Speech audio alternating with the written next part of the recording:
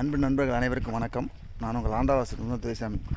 இங்கே பார்த்தீங்கன்னா இந்த வீடு கட்டி 7 வருஷமாக ஆச்சு. இன்னும் இந்த வீடு வந்து முழுமையடையாமல் அப்படியே பாதியில் நின்று போயிருக்குது.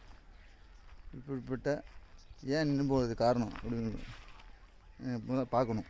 ஃபஸ்ட்டாக பார்த்திங்கன்னா இந்த இடம் பார்த்திங்கன்னா வடக்கும் கிழக்கும் சம்மந்தமுள்ள ரோடு.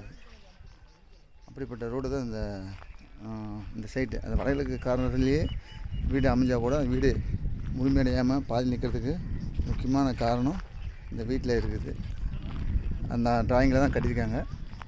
இதை வந்து நீங்கள் பார்த்து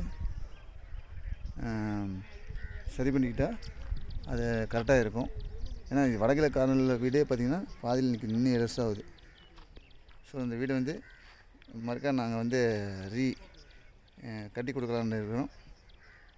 நன்றி, வணக்கம், வாழ்க வளமுடன்.